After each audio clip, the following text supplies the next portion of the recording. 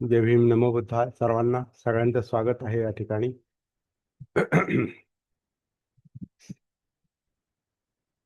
आपण सती धम्मचिंतन म्हणजे सती म्हणजे जागृती, आत्मभान, स्वतःचं भान, आपल्या स्वतःच्या जगण्याचं भान, त्याला सती म्हटलेलं आहे. सती म्हणजे जागृती आहे, भान आहे, अवेअरनेस आहे, अवेकनिंग आहे. कायेच्या पातळीवरचं भान म्हणजे वर्तन, आपलं स्वतःच्या वर्तनाच्या पातळीवरचं भान. आणि कायेमध्ये परत बोलणं पण येतं, वाणी. म्हणजे कायानुसती, कायेच्या पातळीवरचं भान.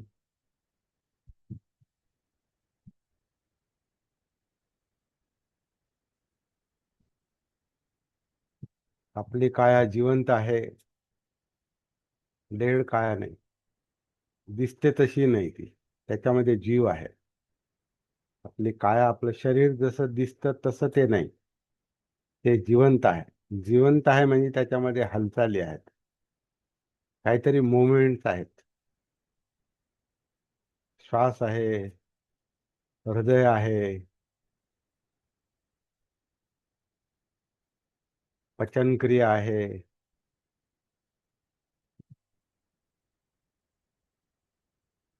हाडामासाचं हे शरीर आहे.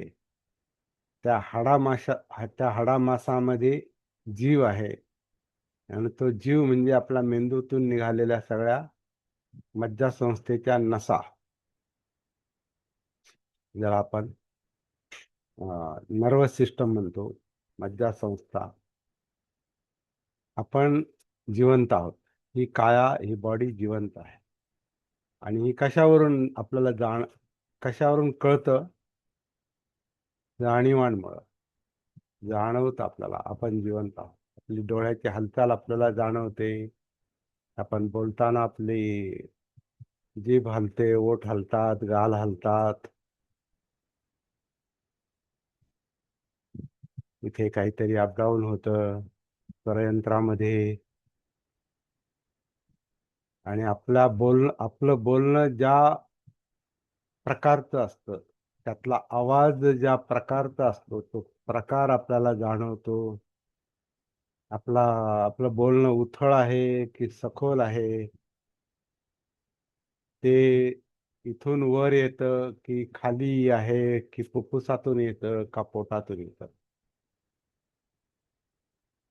जेवढं बोलणं आपलं आतून येतं, खोलीतून, म्हणजे नाभीपासून,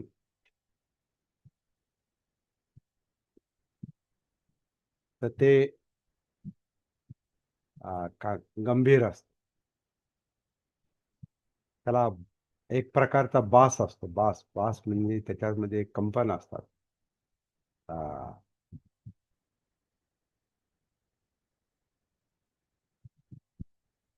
त्याच्यामध्ये गांभीर्य असतं. आणि काहींना जर थोडस संगीताचा छंद असेल, किंवा संगीत म्हणण्यापेक्षा गाणं काय आहे हे ज्यांना माहिती असतं, त्यांच्या स्वरामध्ये, त्यांच्या ध्वनीमध्ये माधुर्य असतं, गोडवा असतो. तर असा वेगळा प्रकारचा आवाज असतो. आवाजावर आपल्या स्वभावाचा पण परिणाम होतो.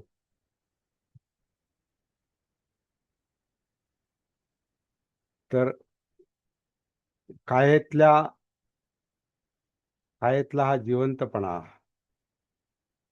आता आपण स्वभाव म्हटलो म्हणजे चित्त आलं परत, मनातले विचार, हे सगळ्याचा परिणाम आपल्या ध्वनीवर, आवाजावर, बोलण्यावर होतो. आणि तो आपल्याला कशामुळे जाणवतो? फिलिंगमुळे.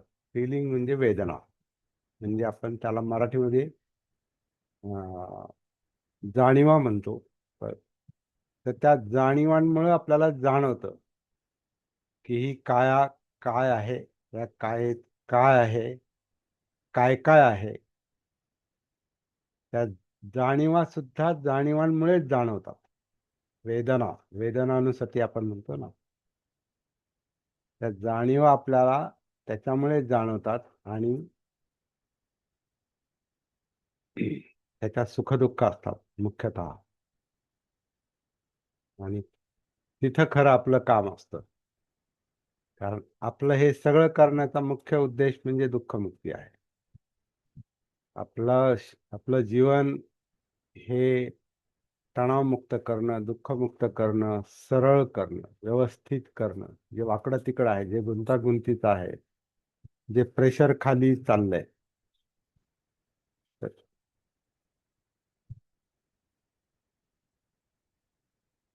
तो एक प्रकारचा गुंता आहे, गुंतागुंत आहे.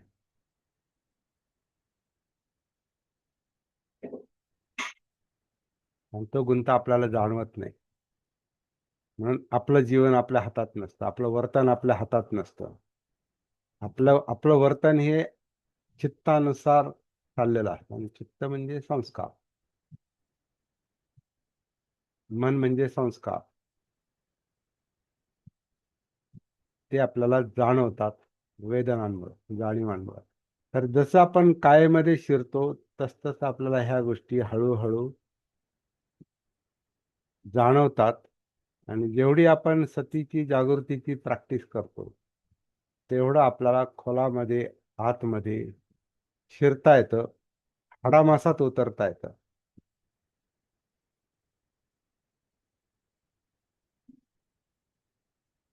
आणि आपलं चित्त हे हाडामासात दडलेलं आहे. शरीराच्या गुहेत दडलेलं आहे, म्हणजे हाडामासात दडलेलं आहे, टॉप टू बॉटम. नखशिखांत, पायाच्या नखापासून ते शिखा म्हणजे शेंडी, ऍक्च्युअली म्हणजे डोक्याचा वरचा भाग, खालीपासून वरपर्यंत. आणि कुठेही केसाला स्पर्श केला तरी आपल्याला तो जाणवतो, ते काहीतरी स्पर्श झाला म्हणजे एवढं. हा जो जिवंतपणा आहे, हा सगळ्या नसानसात भिनलेला आहे, सगळ्या कायेत भिनलेला आहे. आणि जेव्हा आपण उतरतो स्वतःमध्ये, तेव्हा हे सगळ्या गोष्टींचं हळूहळू भान यायला लागतं. पण ह्या सगळ्या बोलण्याच्या गोष्टी नाहीत, ह्या करण्याच्या गोष्टी आहेत. आणि क्रमशः करण्याच्या गोष्टी आहेत. हे सगळं आपल्याला कळालं म्हणजे ते जमतं असं त्याचा अर्थ नाही. म्हणजे सती कळाली, काया कळाली, मग ह्या जिवंतपणाविषयीची माहिती कळाली म्हणजे जिवंतपणा कळाला असं त्याचा अर्थ नाही. कारण जिवंतपणा ही जाणवण्याची गोष्ट आहे. आणि जिवंतपणा जाणवण्यासाठी संपूर्ण काया आधी जाणवली पाहिजे, कायानुसती. संपूर्ण कायेचं भान पाहिजे. म्हणजे कायेतल्या वर्तनाचं भान पाहिजे, कायेतल्या हालचालींचं भान पाहिजे. आणि सगळ्या कायेतल्या हालचालींचं भान ठेवणं ही फार कठीण गोष्ट आहे. कारण सगळ्या हालचालींचं भान ठेवणं म्हणजे हाडामासाचं भान ठेवणं, असं म्हणतोय आपण. आपण काय हाडामासात सर्वसाधारणपणे उतरलेले नसतो. आपल्याला वरवरच्या हालचाली पण नाही जाणवत. ते आपण बोलतोय, ते बोलण्याचं भान नसतं.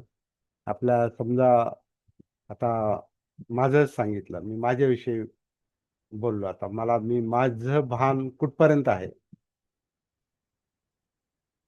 याच्याविषयी मी जर जाणून घ्यायला लागलो, लक्षात घ्यायला लागलो, तर अजून खूप अंधार आहे आतमध्ये.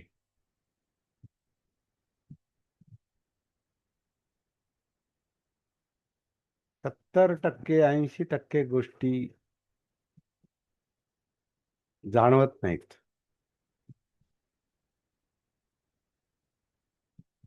का? अविद्या, अज्ञान. आणि हे मुद्दाम नाही करत आपण, हे असंच आहे, जीवन हे असंच आहे. म्हणून त्याला म्हणजे आता मानसशास्त्र पण म्हणतं की आपण अनकॉन्शियस आहोत 80%, 70, 80, 90% काही लोक अनकॉन्शियस असतात म्हणजे जीवनाचं भानच नसतं. आणि 10-20% कॉन्शियस असतात म्हणजे त्यांना जाणवतं फक्त, हा मी हे पाहतो, मी ते पाहतो, मी हे ऐकतो, मी ते ऐकतो, मी बोलतो, हे असं जे काही बाह्य बाह्य जे दिसतं ना तेवढंच जाणवतं. पण पाहणं म्हणजे काय? पाहण्यात काय काय येतं?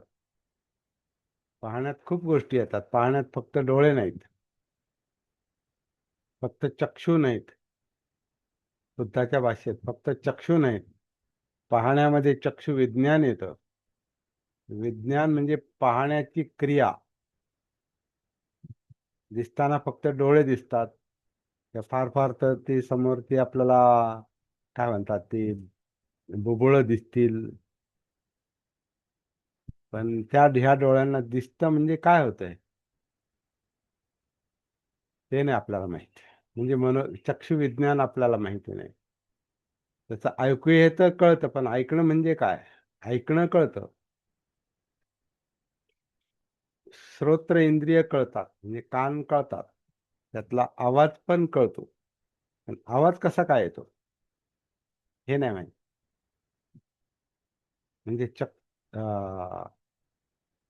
श्रोत्र कळतात पण श्रोत्र विज्ञान कळत नाही. म्हणजे त्यातला जाणीवा, त्यातला जिवंतपणा, त्यातलं चित्त.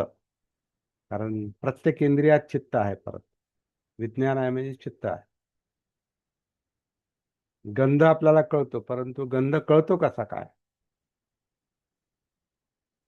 घ्राण, त्याला घ्राण शब्द आहे. म्हणजे गंध इंद्रिय, ज्याला आपण नाक म्हणतो. बाहेरचं नाक नाही, आतलं नाक.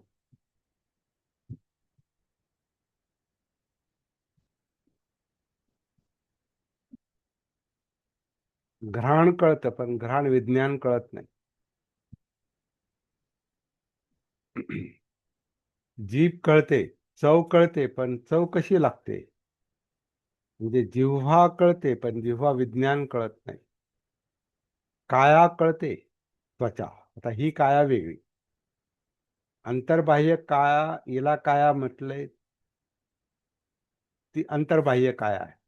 आणि इथं जी आपण इंद्रिय म्हणून जी काया म्हणतो ती त्वचा मुख्यतः.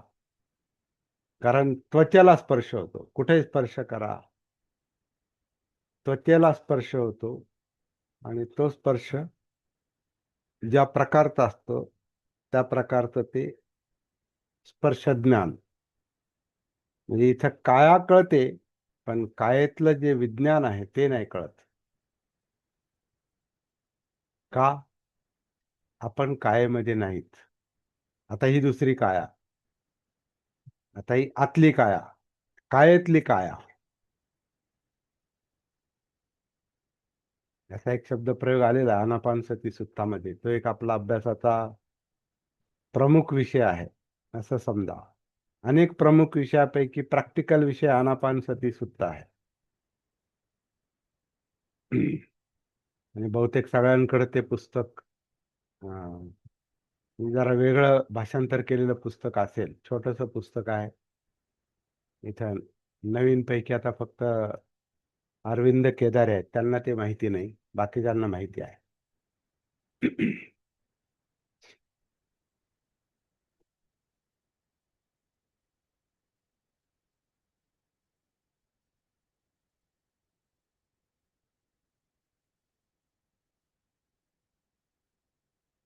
सध्या माझ्या हाताशी नाही ते. असो. तर ते आनापानसती सुत्त जे थोडंसं वेगळ्या पद्धतीनं आपण भाषांतरित केलेलं आहे आणि त्याला प्रॅक्टिकल बनवलेला आहे. तो आपल्या अभ्यासाचा विषय आणि प्रॅक्टिसचा विषय. अभ्यासाचा म्हणजे फक्त वाचनाचा नाही, प्रॅक्टिसचा विषय. छोटंसं पुस्तक आहे, 10-15 पानाचं आहे जास्तीत जास्त. मोठ्या टाईपमध्ये केल्यामुळे ते मोठं, थोडं मोठं नाही तर एकदम छोटंसं पुस्तक आहे. पण त्याचा आशय फार मोठा आहे. त्याच्यात सगळी प्रॅक्टिस साठवलेली आहे. आणि त्याच्यात जसं सांगितलं तशीच प्रॅक्टिस नाही. परत दुसरी गोष्ट, तो फक्त आराखडा आहे, मॅप आहे, तो रस्ता आहे. रस्ता छोटा असतो, मोठा असतो. त्यामुळे रस्ता आपण चालतो किती त्याला रस्ता म्हणतात.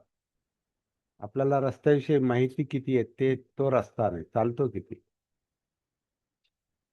तसं आपलं हे जे शरीर आहे याच्याविषयी आपल्याला माहिती किती आहे ते महत्वाचं नाही, आपण प्रत्यक्षात त्याच्यात उतरलो किती. आपल्याला जाणीवा, फिलिंग, आपले सुख दुःख आपल्याला माहिती आहेत. म्हणजे आपण म्हणतो हा मला याचं दुःख झालं आणि त्याचा आनंद झाला. नेमकं काय झालं आणि कशामुळे झालं ते नसतंय माहिती. ते माहिती व्हायचं असेल तर ज्या जाणीवा, ज्या वेदना हाडामासात दडलेल्या आहेत तिथपर्यंत पोहोचावं लागतं. मग ती सुखदुःख कळतात आणि मग पुढचा शोध सुरू होतो. त्या सुखदुःखांचं कारण चित्तामध्ये असते आणि चित्त म्हणजे इमोशन्स आहेत, भावना आहेत. त्याच्या सुखदुःखाचं कारण आहे म्हणजे लोभ द्वेष आहेत. लोभ आणि द्वेष. आणि लोभ द्वेषाचे शेकडो, हजारो, लाखो विषय आहेत.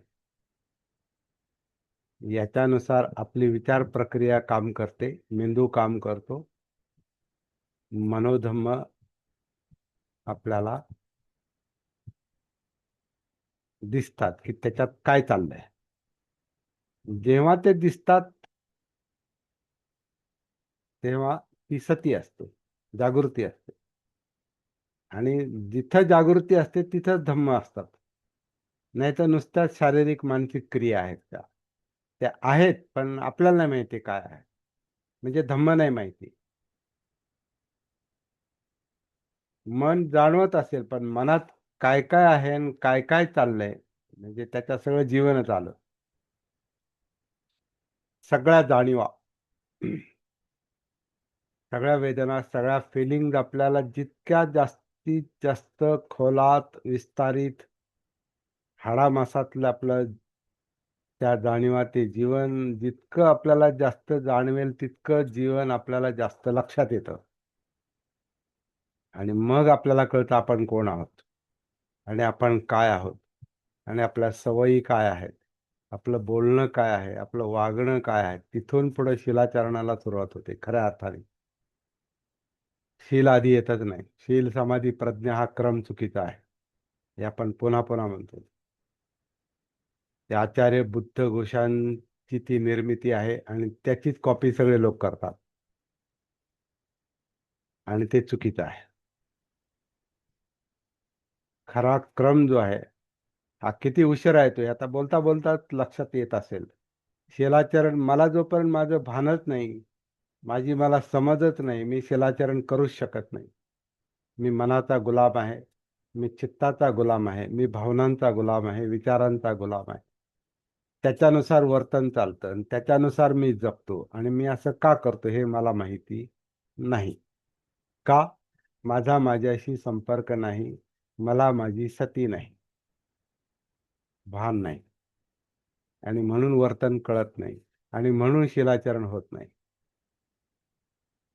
म्हणून पहिलं काम हे सतीचं आहे, जागृतीचं आहे.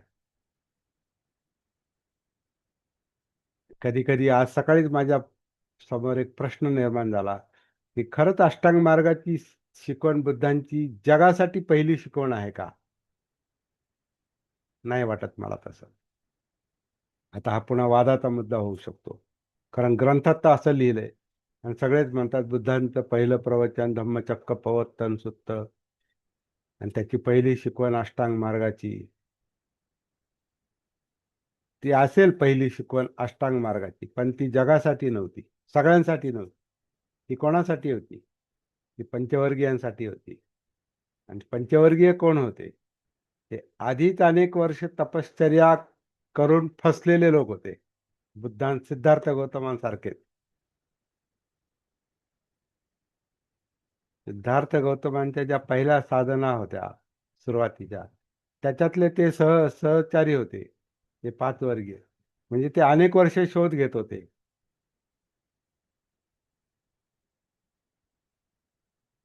पण तो शोध फार पुढं नेण्याचं आणि खोलात नेण्याचं काम हे फक्त सिद्धार्थ गौतमांनी केलं. म्हणून ते पुढं होते. आणि पुढे जाऊन पण त्यांनी ते सगळं सोडून दिलं. त्याच्यामुळे हे पंचवर्गीय त्यांचे शत्रू बनले होते. जे त्यांच्या बरोबर होते, आधी त्यांना मानत होते, त्यांना गुरु मानत होते, ते म्हटले आपल्या भाषेत बिघडला आता हा, वाया गेला. आणि तपश्चर्या सोडली. हा खायला प्यायला लागला. सुजाताने पहिलं दिलं ना अन्न, म्हणजे हा खायला प्यायला लागला. ते चक्कर येऊन पडले होते, अनकॉन्शियस झाले. म्हणजे आधीच जीवनाचं पूर्ण पूर्ण जाग नव्हती, त्याच्यात बेशुद्ध पडले, म्हणजे संपलं सगळं. पण जेव्हा त्यांनी ते अन्न घेतलं आणि काय म्हणतात, जीवात जीव आला, म्हणजे ऊर्जा आली. कारण अन्नावरच जगतो आपण. अन्नानं ऊर्जा मिळाली, ऊर्जेनं थोडी जाग आली. थोडी जाग आली. जाग आल्यावर मग विचार प्रक्रिया सुरू झाली. आणि मग पुढचा शोध लागला, त्याचा आपण अभ्यास करतोय. तिथून पुढे खरा शोध लागला. बुद्धत्वाचा शोध तिथून पुढे आहे. मृत्यूपासून तात्पुरतं वाचले, भान आलं, खाल्ल्यामुळे ऊर्जा मिळाली, ऊर्जेमुळे चिंतन सुरू झालं, आणि मग ते शोध सुरू झाला, आणि मग ते दुःखमुक्ती काय असेल ते मिळालं. तर हे 5 लोक जे आहेत ना, ह्या 5 लोकांना त्यांनी परत आल्यानंतर जेव्हा सांगायचा प्रयत्न केला, तर ह्या 5 लोकांनी त्यांचं सुरुवातीला ऐकायचंच नाही असं ठरवलं होतं.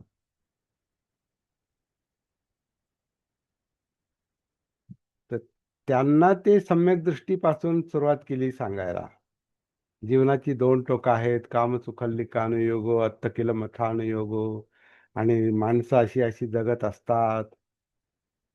म्हणजे तेही जगत होते पंचवर्गीय. आणि सिद्धार्थ गौतमांनी तर दोन्ही टोकं पाहिली होती. राजपुत्र होते आणि इकडे आत्मक्लेशाच्या टोकाला आले होते. सगळ्या ध्यान साधना करून पाहिल्या होत्या आणि फसलोत आपण म्हणे. ह्या पंचवर्गीयांना ते सांगतात, जग असं चाललंय, म्हणजे तुम्ही तसेच चाललात, मी तसाच चालत होतो, आता नाही, स्टॉप, संपलं. मग त्यांना सांगितलं की ही 2 टोकं आहेत. म्हणजे आता ही सम्यक दृष्टी त्यांच्यामध्ये निर्माण होण्यासारखी त्या पंचवर्गीयांची मनस्थिती होती, म्हणून त्यांना त्या सम्यक दृष्टीपासून सुरुवात केली. हा विषय सामान्य लोकांचा नाही. म्हणून पहिली शिकवण बुद्धांची त्या पंचवर्गीयांसाठी असेल ती, पण जगासाठी पहिली शिकवण ती नाही. जगासाठी पहिली शिकवण ही ज्याचा त्याचा अनुभव, ती त्याची पहिली शिकवण असते. किसा गौतमीची पहिली शिकवण, तिला ती ज्या परिस्थितीत सापडली ती आहे. अंगुलीमालाची पहिली शिकवण, तो ज्या परिस्थितीत सापडला तो.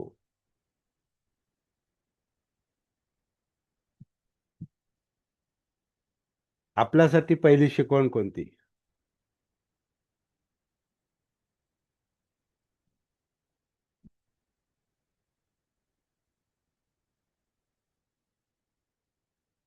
ही बाबासाहेबांनी लक्षात आणून दिली. आपण सुरुवात चर्चेला अशी केलेली आहे की बाबासाहेबांनी खेडी सोडा शहरात या म्हटलं कशासाठी? का आले लोक? काय त्यांची दुःख होती, काय त्यांच्या यातना होत्या, काय त्यांचं जीवन होतं, कसं त्यांचं जगणं होतं, कशा त्यांच्या यातना होत्या, याची त्यांना जाणीव व्हावी, याचा त्यांना बोध व्हावा, म्हणून बाबासाहेबांनी पहिला आदेश हा दिला की आधी खाण्यापिण्याचं बघा, जे तुम्हाला मिळत नाही खेड्यामध्ये. तुम्हाला तुमचं जीवन तिथं माणसाचं नाहीच आहे, ते जनावरापेक्षाही खालच्या दर्जाचं आहे. तुम्हाला शिवत नाही म्हणजे काय, जनावर तरी शिवतात, त्याच्या पाठीवरून हात फिरवतात.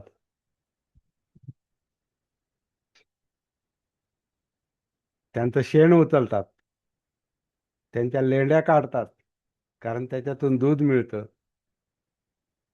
बैलाच्या पाठीवर हात फिरवतात, कारण त्या नांगराला उपयोगाला येतो. तुम्हाला तुमची तर सावली पण नाही चालत.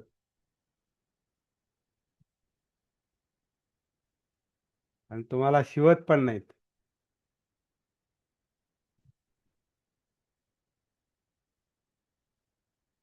मग का तिथं राहता?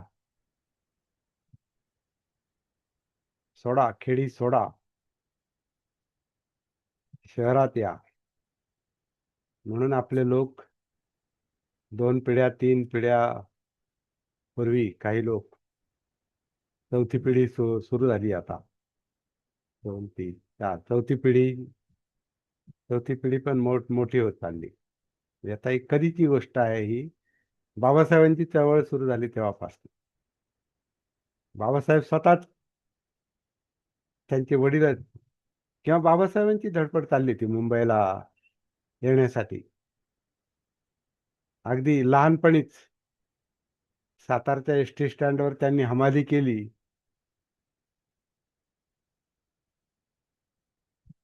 हमाली करून ते पैसे कशासाठी मिळवत होते?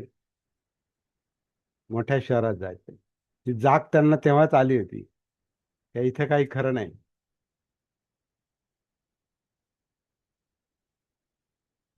इथं आपण माणूस नाही आहोत. हे अनुभव त्यांनी ते त्यांच्या वेटिंग फॉर विजा मध्ये ते जे काय हे केलं, ते सुरुवातीचे अनुभव ते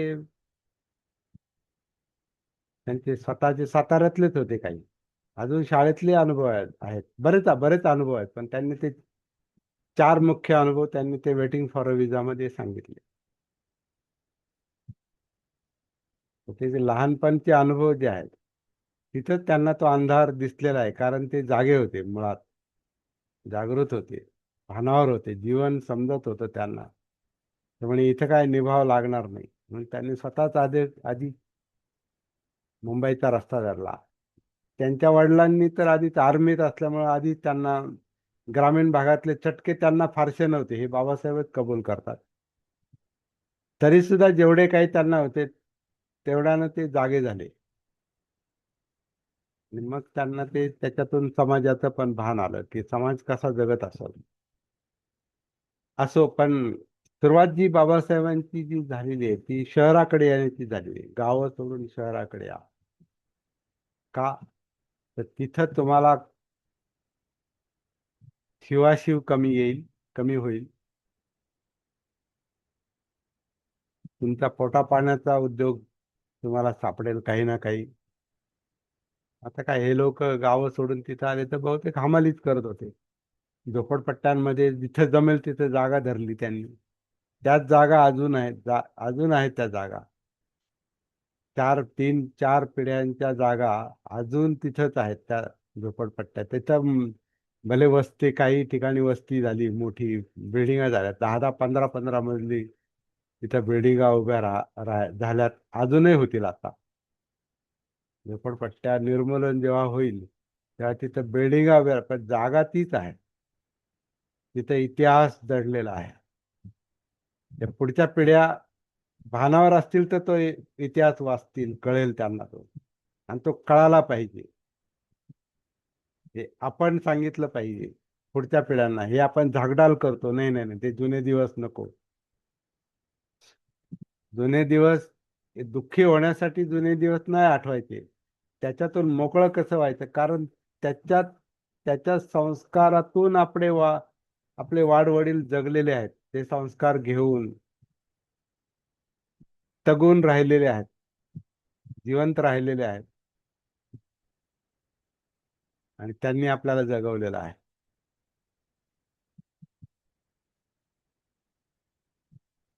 त्यामुळे ते विसरायची चूक नाही करायची. बाबासाहेब जे म्हणतात ना, जो इतिहास विसरतो त्याचं काही खरं नाही, तो इतिहास घडवू शकत नाही, पुढे जाऊ शकत नाही. इतिहास घडवणं म्हणजे काय? काहीतरी करणं, कर्तृत्व दाखवणं. कर्तृत्व तोच दाखवू शकतो ज्याला इतिहास माहिती आहे, ज्याला बेस माहिती आहे, ज्याला त्रिकोणाचा बेस माहिती आहे, ज्याला जो स्वतःला ओळखतो, ज्याला स्वतःचा इतिहास कळतो, ज्याला वाडवडील कळतात, ज्याला अस्पृश्यता कळते. हे मुद्दाम अभ्यास झाला पाहिजे याचा आता. आता तर ती गरजच आहे, कारण आता इतके गाफील, पुढच्या पिढ्या सुखासीन झाल्यात म्हणजे गाफील झाल्यात. आणि त्याला कारण त्यांचे वाडवडील आहेत. म्हणजे मागची पिढी आहे, त्याच्या आधीची पिढी आहे. कारण तिला गावाकडे खायला प्यायला मिळत नव्हतं, म्हणून बाबासाहेब म्हणले इकडे आता ते खात पितच राहिलेत.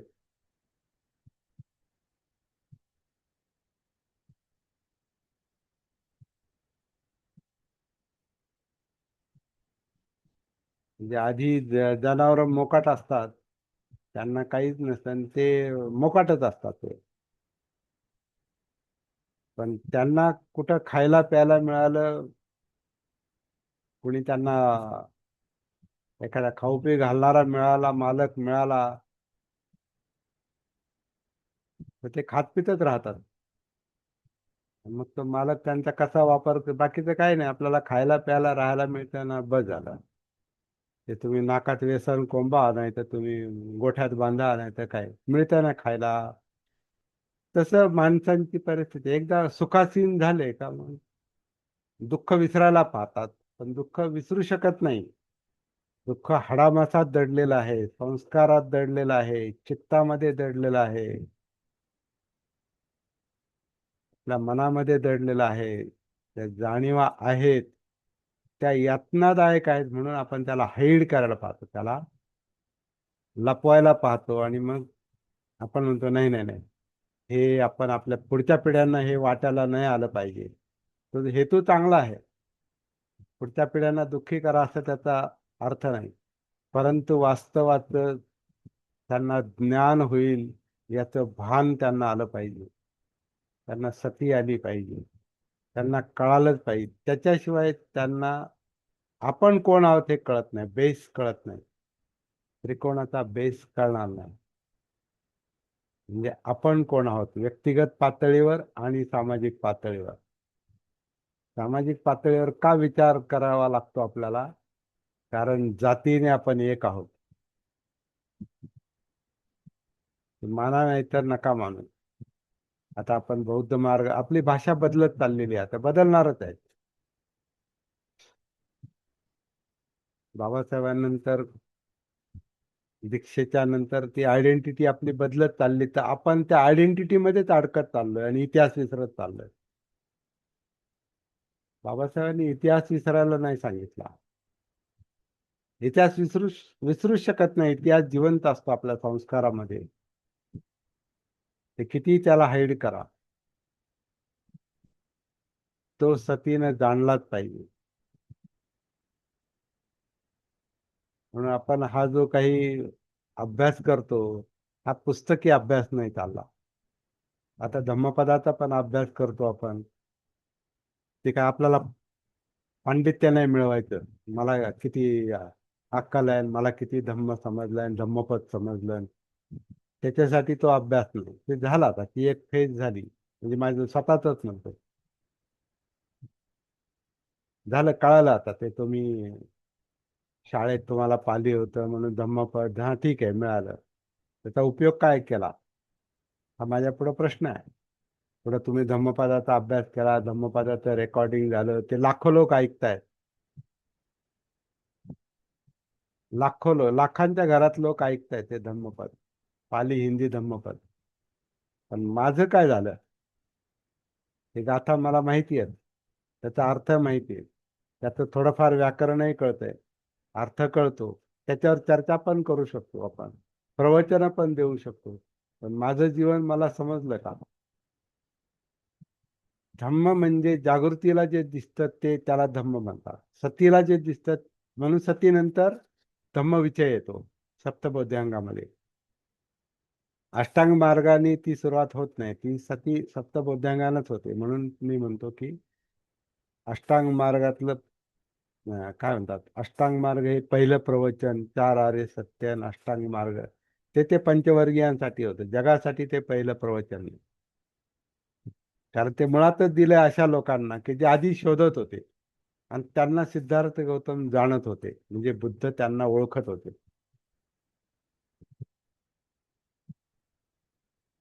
त्यामुळे ते पहिलं प्रवचन सारनाथचं ते आहे, पण व्यावहारिक दृष्ट्या पहिलं प्रवचन म्हणजे आपल्या जीवनातले अनुभव, ज्यात आपण अस्पृश्यतेवर आपण जे हे स्थलांतरावर खेडी शहर याचा जे विचार करतोय, पूर्वजांचा आपण विचार करतोय, हा आपल्यासाठी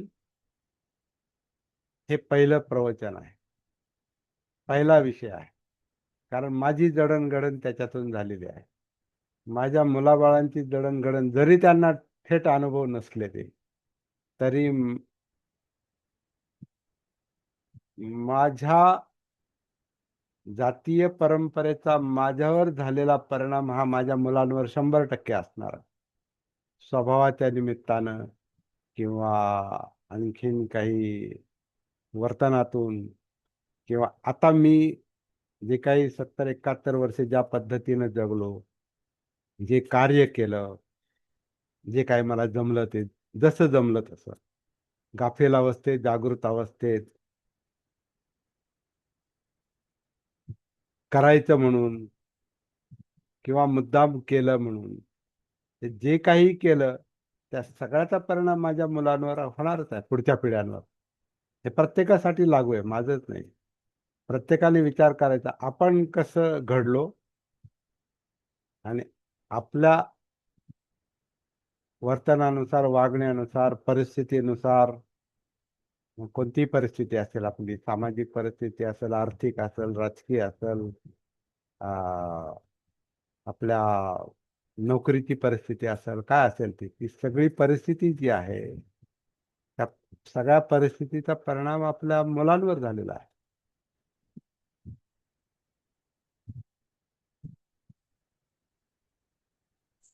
आणि आपल्यावर आपल्या वाडवडिलांचा परिणाम झालेला आहे. त्यामुळे हे संस्कार नावाची जी गोष्ट आहे ना, संस्कार म्हणजे कंटिन्युटी आहे. कंटिन्युटी म्हणजे जन्म, पुनर्भव, पुन्हा पुन्हा, हे जे चाललेलं असतंय ना भवचक्र, हे संस्काराला धरून चाललेलं आहे. आणि याच्यात सगळा इतिहास, भूगोल सामावलेला आहे. भूगोल सुद्धा म्हणजे आपलं जे राहणं, कुठं राहिलो, काय केलं. संस्कार म्हणजे मन आहे, चित्त आहे, आणि कंटिन्युटी आहे, हे मागून पुढे चाललेलं आहे. ज्याला आपण पिढी म्हणतो, पिढी, पिढीजात संस्कार, हेरिडिटरी कॅरेक्टर्स ज्याला आपण म्हणतो, अनुवंशिक गुण. अनुवंशिक म्हणजे माझ्या मुलांवर परिणाम हा अटळ आहे, त्याचा त्याच्या मुलांवर परिणाम अटळ आहे, मुलामुलीचा काय पुढच्या पिढीत. आणि माझ्या आईवडिलांचा माझ्यावरचा परिणाम अटळ आहे, त्यांचा त्यांच्या आईवडिलांचा त्यांच्यावर अटळ आहे. ही जी संस्कारांची कंटिन्युटी आहे, सलगता आहे, याच्यात बाबासाहेबांचा विषय घ्यावा लागतो, घ्यावाच लागतो. कारण तो आरसा त्यांनी दाखवलेला आहे. संस्कारांचा अभ्यास करायचा ना, तर हा अभ्यास करावाच लागतो. आणि आपला स्वतंत्र आहे, हे आणखीन वेगळी गोष्ट आहे. कारण आपण एक जात आहोत, दाखल्यावर आपल्या जाती आहेत, आपली आयडेंटिटी तीच आहे. आता तर त्याचा प्रकर्षानं विचार करावा लागतो, कारण आता आपल्या आजूबाजूची परिस्थिती अशी आहे, आपण आहोत गाफील अवस्थेत. जय भीम म्हणण्यापुरता आपण बाबासाहेबांना मानतो, आणि बौद्ध पद्धतीनं लग्न, नामकरण, मेलान वाट लावली, आणि ते जलदान केलं, हे केलं, ते केलं, तेवढ्या पुरता आपला बौद्ध धर्म, एवढा पुरताच आपला संबंध आहे याच्याशी.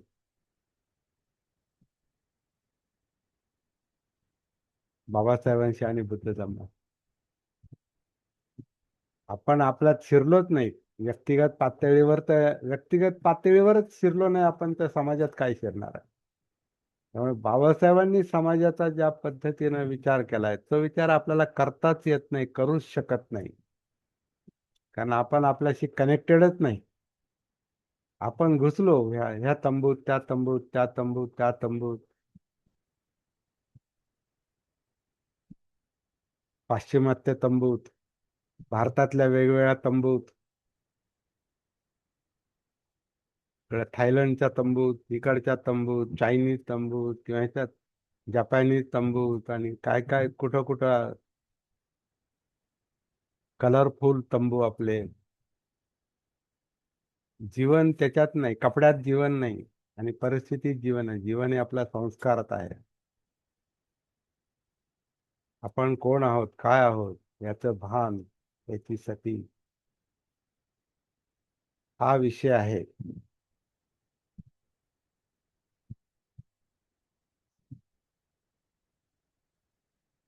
शाळा कॉलेजच्या त्या क्रमिक अभ्यासासारखा आपण याला धड्यासारखा हा अभ्यास नाही करू शकत. ह्याच्यात त्याच्यात ते येतं आणि त्याच्यात ते येतं आणि त्याच्यात ते सगळं सरमिसळ आहे. खेड्यात शहर येतं आणि शहरातलं परत शहरात आपण वाढलो, 2-4 पिढ्या गेल्या म्हणून त्याच्याबरोबर मागचं पण संस्कार चाललेले आहेत. आपण पहा आपले खेड्यातले महारवाडे आणि झोपडपट्ट्यातले पूर्वीचं जीवन, आता सुधारणा झाली परंतु हे झोपडपट्ट्यातले तिथं लोकांनी महारवाडेच उभे केलेत. काही लोकांनी वर्तन तेच आणलं पूर्वीच्या ह्याच्यात. आता बदललं, आता कारण तिथं बाकी सामाजिक दडपण असतं म्हणून माणूस एकदम तसाच वागू शकत नाही. पण तीच दारू तिथं आणली, तेच काय भांडणं तिथं आणली, वादविवाद तिथं आणले, तेच काही सवयी तिथंच आणल्या. म्हणजे आता परवा नाही का ताई बोलला की मिसरी लावल्याशिवाय आम्हाला काम होत नाही. आता बऱ्याच बायका आहेत आपल्या, त्या अजूनही त्या मुंबईत राहून मिसरीच लावतात.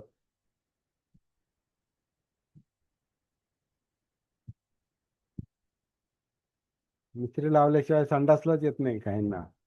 काहींना फुंकल्याशिवाय संडासला येत नाही आणि ते आपण मोठ्याल्या झोपडपट्ट्यामध्ये पण पाहतो. दोष म्हणून नाही, हे आपलं जे वळण कंटिन्यू झालंय संस्कारामुळे आणि आपल्याला आपलं भान नसल्यामुळे आपण तेच पुढे चालू ठेवतो ना. आणि मग त्या अशा वर्तनातून घरामध्ये भांडणं होतात, कारण कोणाचंच नीट चाललेलं नसतं. तिथं दारू चाललेली असते, सिगरेटीन, काही लोक जुगारे खेळतात आणि भांडणं असतात, हाणामारी असते. याला मिळालेलं परत राजकीय वळण, तर काही राजकीय लोक ह्या बेबनावाचा फायदा करून घेतात. मग आपल्यातलेच काही लोक खरेदी केले जातात, त्यांच्याकडे नेतृत्व दिलं जातं आणि मग ते परत त्यांच्या समाजाला ते बरोबर तिकडे बांधून टाकतात. हे सगळं आहे. म्हणजे हे टीका म्हणून नाही, वास्तव.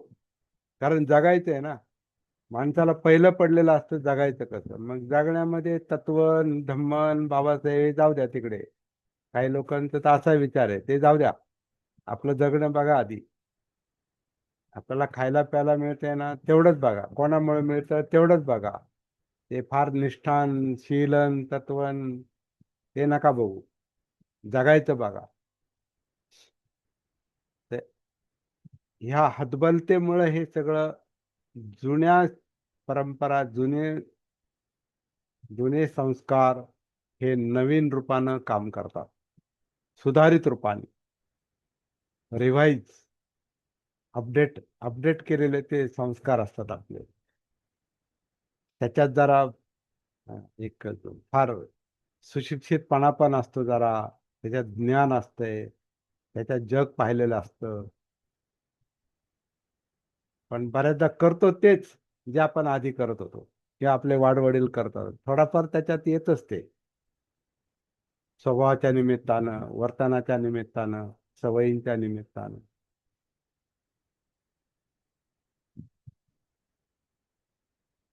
जेव्हा आपण सती जागृतीचा अभ्यास करतो तेव्हा हे चित्तमल आपल्याला दिसायला सुरुवात होते.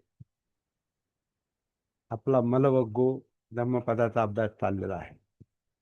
ते काय पुस्तकातला अभ्यास नाही. हा, ती गाथा वाचली, समजली न अर्थ कळाला नाही. चित्तमल आपल्यात आहे आणि आपला चित्तमल आपल्याला शोधावा लागतो. तो लवकर दिसत नाही. म्हणून बाबासाहेबांनी दाखवलेला आरसा आपल्याला पाहावा लागतो, समोर घ्यावा लागतो. कारण तो त्यांना त्यांना जे समजलं आपलं जीवन, ते आपल्यालाही नाही समजलं. आपल्या मागच्या पिढ्यांचं जीवन त्यांना जे समजलं, तर ती एक जागृत व्यक्ती होती. ते एक वेगळं वेगळं रसायन होतं ते.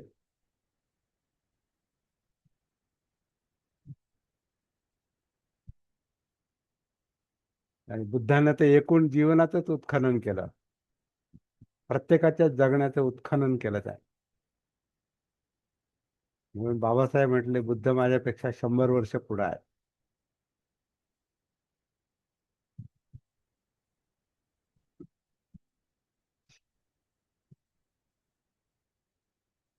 बुद्धांना ओळखायला आपल्याला किती दिवस लागतील ते आपण ज्याचा त्याने विचार करावा. आपल्याला जर बाबासाहेब अजून पूर्ण कळाले नाही, आणि ते मला ओळखल्याशिवाय मला बाबासाहेब कळणारच नाही. मी कोण आहे, मी काय आहे, माझं अस्तित्व काय आहे, माझं जीवन काय आहे, माझा वारसा काय आहे, माझे संस्कार काय आहेत. संस्कार हे काय, ते पुस्तकातला शब्द नाही. संस्कार म्हणजे माझं जीवन जे चाललंय ते संस्कार. कार म्हणजे कर, कर म्हणजे करणे, ज्याच्यामुळे आपण काहीतरी करतो. वर्तन, शील, चांगलं शील, वाईट शील. आपलं जे शील आहे, आपलं जे वर्तन आहे, कायिक वाचिक मानसिक, ते शील, ते वर्तन संस्कारामुळं आहे. आणि संस्कार म्हणजे आपण नाहीत. आपण संस्कार निर्माण नाही केले, ते परिस्थितीने निर्माण केलेले आहे. आपण त्याचे फक्त बळी आहोत. आपण फक्त सुख-दुःख भोगणारे एक काय माध्यम आहोत. ते मला माझ्या अहंकारामुळे मी म्हणतो, माझं असं, माझं तसं, माझं हे, माझं नाव आणि माझं गाव आणि माझं शिक्षण आणि माझं हे असं, माझं हे, मी माझं म्हणतोय, पण ते मी नाही निर्माण केलं. मी असा का आहे हे मला नाही माहिती. म्हणजे माझा चेहरा असा काय मला नाही माहिती. असा चेहरा घेऊन मी जन्माला आलो, पण मला नाही माहिती असं का आहे. आणि मी असं का बोलतो हे मला मराठी का बोलतो मी, हे मला नाही माहिती. हे शब्द कुठून येतात मला नाही माहिती. मी असाच विचार का करतो मला नाही माहिती. माझ्या सवयी अशा का आहेत मला नाही माहिती. ज्याचं त्याने ज्याला त्याला विचारायचं स्वतःला, की मी असं का वागतो, असं का वर्तन करतो. दुःख भोगतो, पण का भोगतो मला नाही माहिती. सुख मिळतं म्हणजे काय होतं मला नाही माहिती. नाही माहिती. अज्ञान, अविद्या, अविद्येतून आलेल्या संस्काराचा मी गुलाम आहे. अनकॉन्शियसचा गुलाम आहे. सती नसताना मी जे अस्तित्वात आलो, त्याचे हे परिणाम आहेत. आणि मला ह्या जीवनामध्ये उतरलंच पाहिजे. ते उतरल्याशिवाय मी संस्कारांचा शोध घेऊ शकत नाही. सगळे संस्कार दुःख आहेत. सब्बे संखारा दुःखात. दुःख मुक्ती पाहिजे असेल तर संस्कार शोधावे लागतात. संस्कार शोधायचे तर जीवन शोधावं लागतात. जीवन शोधावं लागतं. जीवन शोधायचं असेल तर आपली परिस्थिती शोधावी लागते. आपला इतिहास शोधावा लागतो. त्याच्यासाठी या हाडामासामध्ये उतरावं लागतं. सगळं नाही सापडणार. काही गोष्टींचं आता म्हणजे आता बी लावलं, बीला अंकुर फुटला, आणि अंकुराचं रोपटं झालं, आणि रोपट्याचा वृक्ष झाला, आणि वृक्षाचा महावृक्ष झाला. त्याला फुलं लागली, फळं लागली, फळं पडली, आणि मग फळाची दुसरी वृक्ष निर्माण झाली. त्याच्या बीजातून एका बीजापोटी, काय म्हणतात नाही का, एका बीजापोटी वृक्ष कोटी कोटी, झाडे कोटी कोटी, असं ते काय तुकारामाचं भजन आहे ना. आधी बीज हे करे, माहिती असेल. आ, संत तुकाराम पिक्चर मधलं.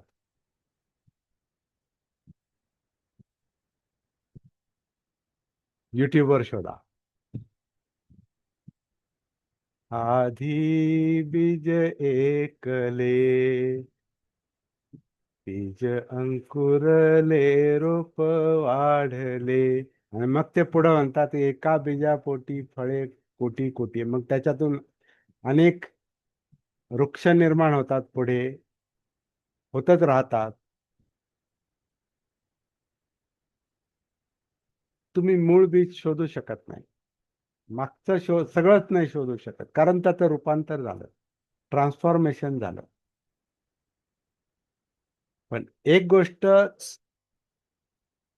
जुनं बीज किंवा जुने संस्कार म्हणजे इतिहास, आणि आत्ता आणि पुढे जे काय होईल ते, याच्यात एक गोष्ट कॉमन आहे, तर सलग चाललेली आहे. ती म्हणजे यातना, दुःख, चित्त, मनोधर्म. त्याचं रूपांतर झालंय, त्याचं हा, काय म्हणतात, त्या परिस्थितीनुसार वेगवेगळे संस्कार, संस्कारातून संस्कार जन्म घेतात. नवीन नवीन संस्कार, कारण भवचक्र आहे, ते बनत चाललंय. भवचक्र म्हणजे बनत चाललेलं आहे, एकातून दुसरं, दुसऱ्यातून तिसरं. पण त्याचं ते जे बनण्याची जी प्रक्रिया आहे, कार्यकारण भाव, प्रत्यक्ष समुत्पाद, ते जे आहे ते ते ते ते सत्य तेच आहे. स्वरूप बदललेलं आहे. फार तर ग्रामीण स्वरूप शहरी होईल, आणि शहराचं मोठ्या शहरात होईल. काही लोक इथून उठून परदेशात जाऊन पडतील, पण ते संस्कार घेऊनच जातील.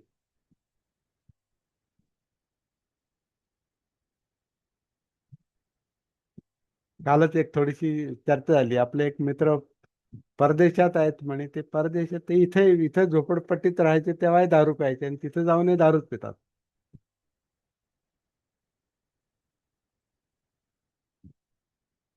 असं का होतं? तिथे गेल्यामुळे दारू पितात असं नाही, ते इथूनच पिऊनच गेलेले आहेत ते, आणि तिथे गेल्यावर ते कंटिन्यू चाललेलं आहे का? ते संस्कार त्याच्यावर काम नाही केलं, भान नाही स्वतःच्या जीवनाचं. त्यामुळे इथं इथं इथल्या भारतातल्या झोपडपट्टीत ते जे करतात, तेच परदेशात करतात. बाकी संदर्भ देत नाही मी, म्हणजे काय म्हणतात, नावं नाही घेत, ते ज्याने त्याने ओळखून घ्यायचं. तेच करतात, सुधारित रूपात. जसं एकाच कंपनीचा एकच साबण असतो, आणि त्याचं रॅपर बदलत जातात, आणि कंपनी तीच असते. फक्त त्याचं रॅपर बदलायचं, नाव बदलायचं, कंपनी तीच. तसं ते आपले संस्कार तेच, रूप वेगवेगळी. तर हे जीवनातलं सत्य आहे. म्हणून संस्कार दुःख आहेत असं जे म्हटलंय, ते तुम्ही तेच तेच घेऊन चालाल तर ते दुःख सोबत येणारच आहे. अशा दृष्टीनं आपण चित्तमलाचा अभ्यास करण्याची आता एक वेळ आहे. ती आपला ती काय म्हणतात, परिस्थितीनुसार ती समज येत चाललेली आहे, आणि तुम्ही सगळेजण त्याच्यामध्ये इंटरेस्ट घेताय, हे माझ्या दृष्टीनं फार आनंदाची गोष्ट आहे. अं, पण हे काम रेग्युलर चाललं पाहिजे. आणि हा अभ्यास म्हणजे मनोरंजन नाही, टाइमपास नाही, हे पण आपण लक्षात घेतलं पाहिजे. तर आपण काल आणि परवा जे मलवग्गातली पहिली दुसरी गाथा जशी पाहिली, ती दोन्ही काय कनेक्टेड आहेत. मलवग्गातल्या पहिल्या गाथेत मरणासन्न व्यक्तीला जणू काही ते उपदेश दिलेला आहे, का आता तू मराला टेकलास, आणि तुला उचलायला लोक उभे आहेत, यम, यमन दूत, हे तुला उचलायला लोक आहेत. म्हणजे आता तुझं जीवन संपुष्टात आले, आणि तुझ्याकडे शिदोरी काहीच नाही. आता तू शांततेने कसा मरणार? का तडफडतच मरणार? हे तुझ्याकडे काय शिदोरी आहे, तर ते लक्षात आणून देतं का तुझ्याकडे असं काहीच नाही, काहीच कमावलं नाही तू. असाच गाफील अवस्थेत जगलास, आणि गाफील अवस्थेत तू आता मरणार. आधी जिवंतपणी यातना भोगल्यास, आता मरणाच्या वेळेला पण यातनाच भोगणार. तुझ्याकडे शिदोरी काहीच नाही, अशी त्याला जाणीव करून देतात. आणि तिथल्या तिथं म्हणतात, आत्ता या क्षणी तू जागा झालं तरी काम होईल म्हणतात. कारण हे जागृतीचं काम आहे, हे वर्तमानातलंच आहे, आत्ताच आहे. मरायला टेकला आणि आत यातना आहेत. ज्या काय पद्धतीचं जीवन जगलो, त्या ते संस्कार कुठे जाणार आहेत? त्या यातनांचं बीज कुठे जाणार आहे? मूळ कुठे जाणार आहे? त्याच्यामुळं आत्ताच जे जीवन, म्हणजे ही शेवटचा क्षण आहे, ते म्हणतात का इथं तडफड चालली, कारण तुझ्याकडे शिदोरी नाही. ते धम्माचं कधी चिंतन केलं नाही, म्हणजे जीवन कधी समजून घेतलं नाही, चित्त कधी समजून घेतलं नाही, विचार कधी समजून घेतले नाही, जाणीवा समजून घेतल्या नाही, काया समजून घेतली नाही, श्वासाकडे कधी पाहिलं नाही, म्हणजे आतमध्ये, बाहेर नाही. नाकाखाली काउंटी तो नाही. श्वास श्वास आत चाललेला आहे पोटामध्ये. या धडामध्ये आनापान चालू आहे, बाहेर नाही चालू. श्वास बाहेरून आत येतच नाही, आत चालू आहे. तर ते कधी त्याच्या निमित्तानं कधी कनेक्ट झाला नाही स्वतःशी. आनापानचं ध्यान केलं पण आनापान सती नाही केली. त्याच्यामुळं कायच उतरला नाही.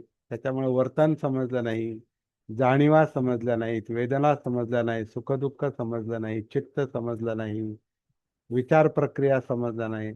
असाच अंधारात जन्माला आला, अंधारात जगला, अंधारातच चाललाय. दुःख घेऊन आला, दुःख घेऊन जगला, दुःख घेऊन जाणार, आणि पुन्हा दुःख घेऊन येणार. कारण पुनर्भव आहे ते. चित्त कुठे जात नाही, ती एनर्जी आहे, ती ऊर्जा आहे. ऊर्जा कधी मरत नाही, चित्त कधी मरत नाही. त्याला आपण चेतना म्हणतो, चैतन्य म्हणतो. चैतन्य कधी, कारण ती ऊर्जा आहे. ती विशिष्ट ऊर्जा फक्त या शरीराच्या निमित्तानं तिथे आहे. तर याला लोक आत्म्यात वगैरे बसवतात. आत्मा नाही हा, ही, कारण आत्मा स्थिर आहे. आणि आत्मा हा परमात्म्याशी जोडलेला आहे. इथं चित्त चैतन्य ही गायतच आहे, इथंच आहे. आणि ती एक ऊर्जा आहे. ऊर्जा कशाच्या तरी आधाराने चालते, म्हणजे नाम रूपाच्या आधाराने चालतं. म्हणजे चित्त हे कायेच्या आधारानं चालतं. कायेतले जे काही घटक आहेत, पृथ्वी, आप, तेज, वायू, आणि हे आपलं शरीर, याच्या आधारे ते चित्त, ती ऊर्जा, ते चैतन्य काम करतं, जगतं, तगून राहतं. त्याला त्याच्यात जगता येत नसेल तर ते म्हणतात हे काही कामाचं नाही आपल्या. हे शरीर काय कामाचं नाही, मग ती ऊर्जा काय करते, काय करणार आहे? दुसरं पृथ्वी, आप, तेज, वायू, कुठं काय सापडतं का, अशा प्रकारे कंटिन्युटी आहे लाईफ. जी कंटिन्युटी जी आहे, ह्या भाषेत पाहिलं ते अशी ती चालते. आता त्याच्यात खोलात आपण शिरू शकत नाही, कारण तो तर्काचा विषय नाही. तो तर्काचा विषय नाही, तो सतीचा विषय आहे, तो जागृतीचा विषय आहे. प्रत्यक्ष काही गोष्टी अनुभवण्याचा विषय विषय आहे, परंतु सगळेच अनुभव आपण सांगू पण शकत नाही. ते ज्याचं त्याला बघायचंय. आणि ज्याचं त्याला बघायचं म्हणजेच काय, तर ज्याने त्याने आपल्या जीवनाचा विचार करायचा, आपलं अस्तित्व बघायचंय, आपलं भान, आपलं अस्तित्व.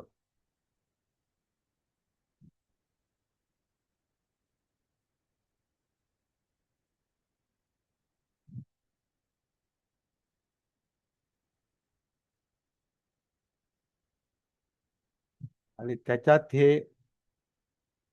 दुःख देणारं, यातना देणारं हे मल, चित्तमल, हे ज्याचं त्याने शोधायचं. याला इथं कोणी कोणाला आधार देऊ शकत नाही. अनुभव अनुभव बोलू शकतो आपण, परंतु शेवटी आत्तदीप भव. आपल्याला स्वतःला आपला प्रकाश बनायचं असतं, किंवा स्वतःला बेट बनवायचं असतं. ते दीप, ते दोन अर्थ करतात. पण दोन्ही चांगले आहेत. प्रकाश म्हणा नाही तर बेट म्हणा. बेट म्हणजे सागरातल्या हेलकाव्यात बेट हालत नाही, डोंगर हालत नाही. तो डोंगर जागेवरच उभा राहतोय. तसं संस्कारांच्या हेलकाव्यामध्ये आपलं जीवन जर हेलकावे खात असेल तर मग त्या यातना आहेत, ते दुःख आहे, म्हणजे ते गटांगळा खाणं आहे. आणि प्रकाश म्हणाल, सती म्हणजे काय म्हणतो आपण, दीप म्हणजे प्रकाश म्हणाल तर तोही उपयोगाची कन्सेप्ट आहे, तो उपयोगाचा विषय आहे, कन्सेप्ट आहे.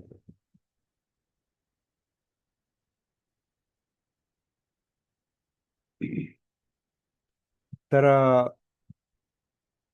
तुझ्याकडं आता शिदोरी नाही, तू मरायला टेकणार, आणि तुझ्याकडे आता काही शिदोरी नाही, काही धम्मधन नाही, कधी विचार केला नाही त्याचा जीवनात, आता काय करशील?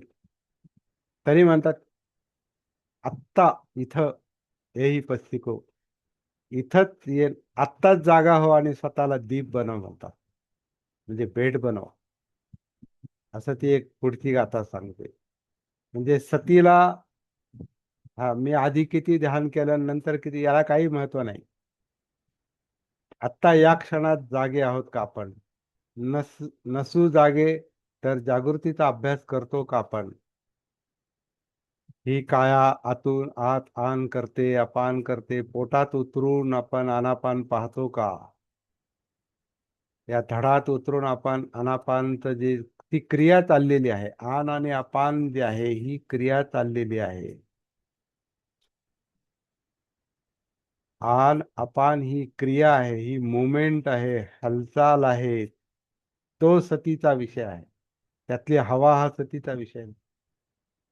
कायेतली जी कंपन चाललेली आहेत अनापानच्या निमित्तानं, ती कंपन आन आणि अपानचा विषय आहे. जेव्हा आन असेल तेव्हा आन, अपान असेल तेव्हा अपान, हे जे चाललेलं आहे, याच्या निमित्तानं जी काया हालचाल करते, छाती हालचाल करते, पोट हालचाल करतं, पाठ हालचाल करतं, सगळं धड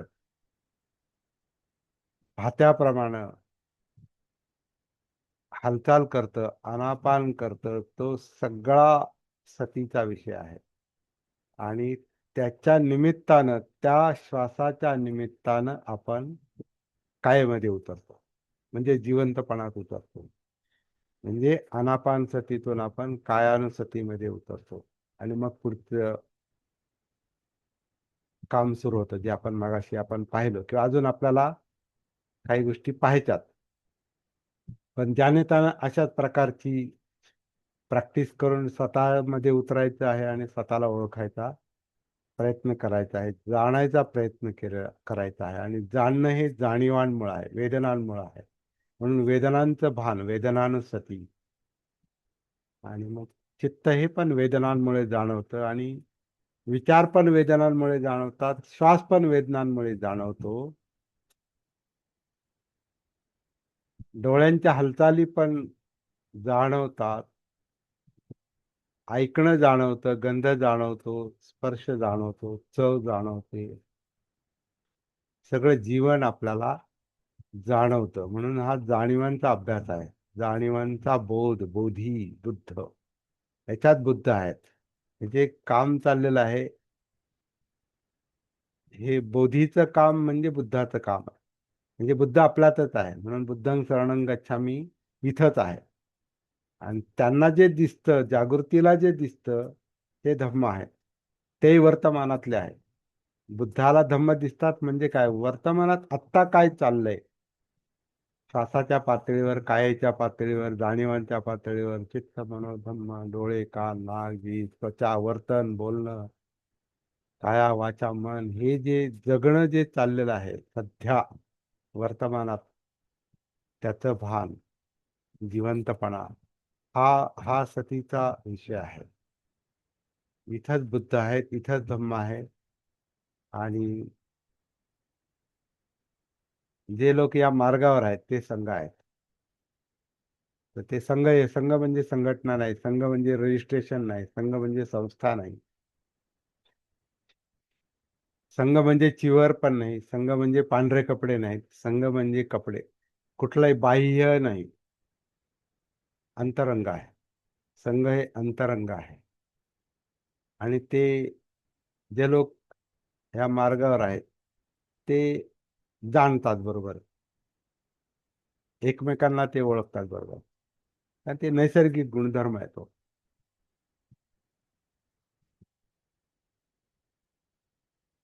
आपलं सगळं जे काही हे चाललंय ना, अभ्यास चाललाय हा थोडासा स्वानुभवाच्या आधारावर, आणि बाबासाहेबांनी जे संकेत दिलेत की चर्चा करा, बुद्धाचा शोध घ्या. बुद्ध त्रिपिटकात नाहीत, बुद्ध निकायात नाहीत, सगळे सगळे बुद्ध निकायात नाही सापडणार, ते अनुभवात सापडणार. सती पुस्तकात नाही किंवा एखाद्या सूत्रात नाही, सती प्रॅक्टिस मध्ये आहे. सती हे भान आहे, भान ज्याचं त्याचं आहे. ज्याला ते भान आहे त्याला सती सापडली, ज्याला सती सापडली त्याला बुद्ध सापडले, ज्याला बुद्ध सापडले त्याला धम्म सापडले, किंवा ज्याला आधी धम्म सापडतात त्याला बुद्ध कळतात. त्याच्यामुळे हा फक्त बौद्धिक अभ्यासाचा आणि शब्दांचा मामला नाही, शब्दांचा अभ्यास नाही, हा थेट अनुभवाचा मामला आहे, अनुभवाची गोष्ट आहे. याच्या आधारेच हा अभ्यास आपल्याला करायचा आहे. तर नमुना म्हणून ही जी पहिली दुसरी गाथा आहे की मृत्यूच्या समयी सुद्धा, जवळ मृत्यू आलाय तिथे सुद्धा मनुष्य जागा होऊ शकतो आणि तिथल्या तिथं मोकळा होऊ शकतो. म्हणजेच काय, संस्कारांची कंटिन्युटी राहिली का दुःखाची कंटिन्युटी राहील. दुःखाची परंपरा जी आहे ही संस्काराबरोबरच चालते. दुःखमुक्ती पाहिजे असेल तर हे ओझं उतरवलं पाहिजे, जे बुद्धांनी उतरवलं होतं 35व्या वर्षी वयाच्या. प्राप्ती झाल्यावर काय म्हटले, जे करायचं ते केलं, आता काही करायचं बाकी नाही. 35व्या वर्षी आणि 80व्या वर्षापर्यंत ते सांगितलं जे त्यांनी केलं. ज्याच्या त्याच्या प्रश्नानुसार समोर येणाऱ्या त्यांना भेटायला आलेल्याचा प्रश्न काय आहे, किंवा हे ज्यांना ज्यांना भेटायला गेले बुद्ध, त्यांचा प्रश्न काय आहे, त्या राजाचा प्रश्न काय आहे, त्या व्यापाऱ्याचा प्रश्न काय आहे, त्या योद्ध्याचा प्रश्न काय आहे, त्या व्यक्तीचा प्रश्न काय आहे, त्या भिकाऱ्याचा प्रश्न काय आहे, त्या तपस्व्याचा प्रश्न काय आहे, त्या बाईचा प्रश्न काय आहे, पुरुषाचा प्रश्न काय आहे, त्या वर्गाचा प्रश्न काय आहे, त्या जातीचा प्रश्न काय आहे. कालामसूत्र, कालामसूत्र म्हणजे त्या जातीला दिलेला उपदेश आहे. कारण तो वर्ग एका एका विशिष्ट संस्कारांचा, विचारांचा तो वर्ग, शाक्य, हे जे गट जे पडतात हे काही कॉमन फॅक्टर जे आहेत, सामान्य गुणधर्म, सामान्य परिस्थिती. म्हणजे शाक्यांचा एक वर्ग, ती जात, कोलियांची ती जात, कौशलाची ती जात, तशी महार जात, मातंग जात, मराठा, ब्राह्मण, क्षत्रिय, वैश्य, शूद्र, हे त्या उतरंडीत बसवलेले वर्ग, त्याच्या अनेक शेकडो हजारो जाती, आता त्याच्यात उपजाती,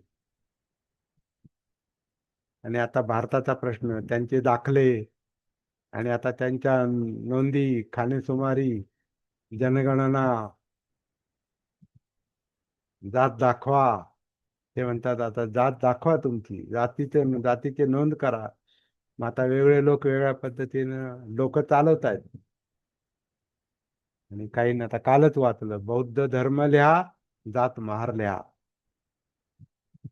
बौद्ध धर्म लिहा, इतरांनी समजा बौद्ध धर्म स्वीकारला असेल, धर्म बौद्ध लिहा, जात मातंग लिहा. धर्म बौद्ध लिहा, जात सांभाळले हा, जर असेल तो त्याच्यात तर. कोंडी झाली, कोंडी. ही कोंडी फुटायची असेल तर विचार विनिमय चिंतन केलंच पाहिजे. डागडुजी करून चालायचं नाही, उतरावंच लागेल, स्वतःच उतरावं लागेल. कारण माझा जन्म म्हणजे माझी जात. जातीचा संबंध जन्माशी आहे, जन्माचा संबंध आई वडिलांशी आहे, आई वडिलांचा संबंध त्यांच्या आई वडिलांशी आहे. म्हणजे माझी वंश परंपरा, वंश परंपरेने जात पुढे चाललेली आहे. याचं काय करायचं हा आता जाणकारांपुढे प्रश्न येणार आहे. आता सध्या डागडुजी चाललेली आहे. आता फक्त काय शासकीय पातळीवर, कायद्याच्या पातळीवर, दाखल्यांच्या पातळीवर कामं चाललेली आहेत. पण मनातल्या जातीचं काय करायचं, जे आहेच आहे ती आपण घालवू शकत नाही. मनातली जात जसं आता आपण जे काही बाबासाहेब, बुद्ध आणि आपण हा त्रिकोण कशामुळे तयार झालाय, तर त्याच्यामुळे तयार झालाय.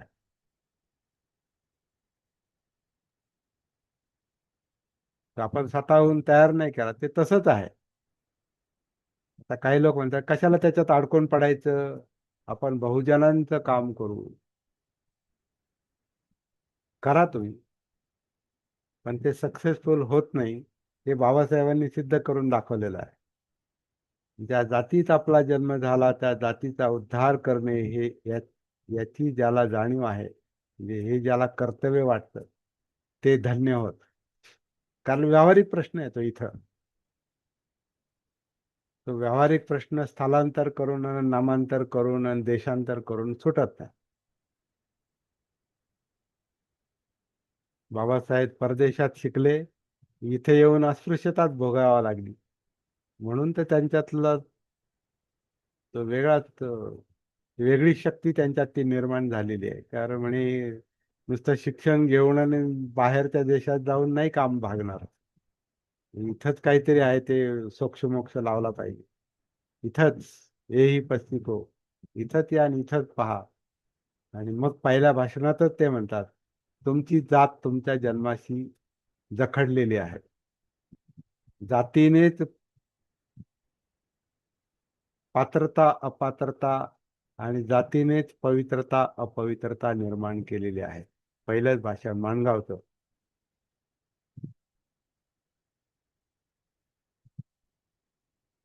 त्यामुळं मी जात मानतो की मानत नाही याला काही महत्व नाही. तुम्ही त्या ज्या संस्काराने घडलेले आहात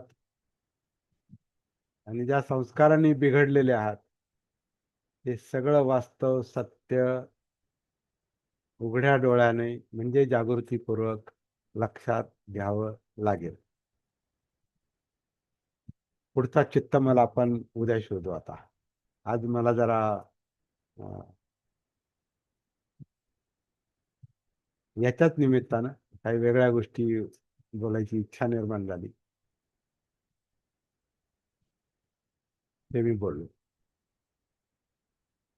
मी इथे थांबतो. कोर्टात परत बोला. महाडचा सत्याग्रह झाला त्यावेळेला सवर्णांनी ज्यांनी सत्याग्रह केला त्याच्यावर महाडच्या कोर्टात दावा दाखल केला. त्यात ते ज्यांच्यावर दावा दाखल केला त्यांची नावं आहेत आणि त्यांच्या जाती आहेत. पहिलं नाव आहे भीमराव रामजी आंबेडकर, जात मिराशी. दुसरं आहे सीताराम काहीतरी विसरलं माझं ते, त्यांची जात मिराशी. हा, शिवतरकर का काहीतरी. शिवतरकर. हा. तिसरं आहे कृष्णात साईनाथ महार, जात महार. हम्म. चौथं आहे गणे मानू चांभार, जात चांभार.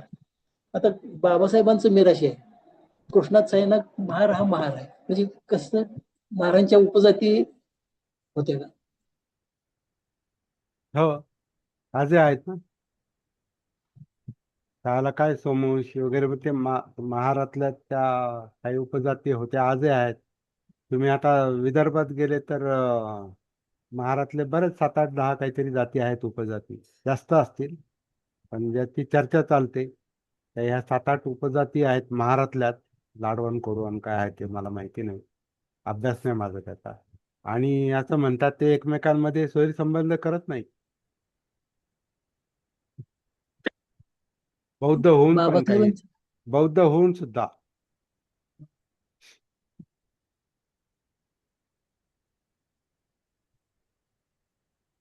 आता काय प्रश्न आहे? बाबासाहेबांचं नाव पुढं मिराशी आहे. हं? मग मिराशी महार म्हणावी तर मग कृष्णात साईनाथ महार जात महार आहे. त्यामुळे हो, ते जरा त्या आणि त्या ती लिहिण्याची पद्धत आहे तशीच होती. पूर्वीचे 7 बारे पहा.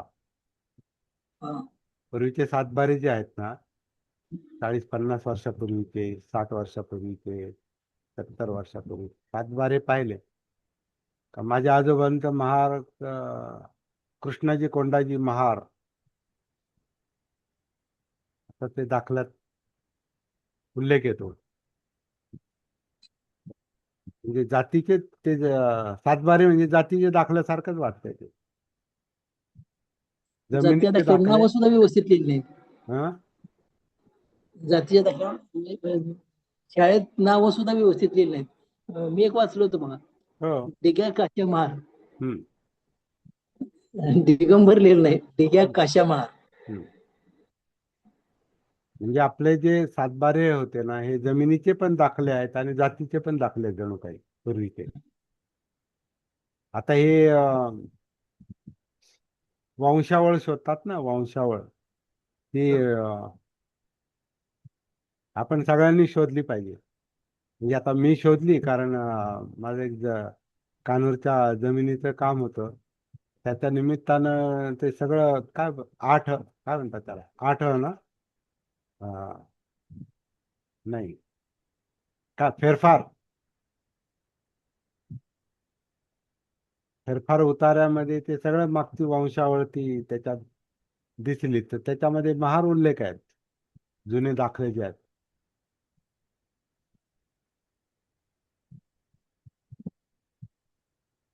कसं आपण हे वास्तव कसं नाकारू शकतो? आणि याच्यात विचार करणारे हे बाबासाहेबांचेच लोक असणार आहेत असं मला वाटतं. म्हणून बाबासाहेब म्हणले आपल्यासाठी बुद्ध वेगळेच आहेत, कारण आपल्या यातना वेगळ्या आहेत. दुःखमुक्तीचा विषय आहे ना, दुःखमुक्तीचा विषय आहे, आणि आपलं दुःख हे जातीशी निगडीत जर असेल तर तुम्ही इतिहास कसा नाकारू शकाल? आपण कसे नाकारू शकतो? कशी डोळे झाक करू शकतो त्याच्याशी?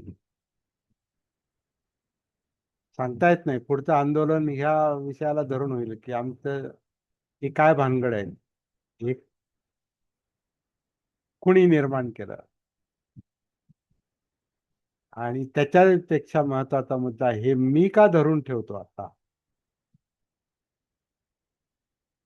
कारण जोपर्यंत मी धरून ठेवील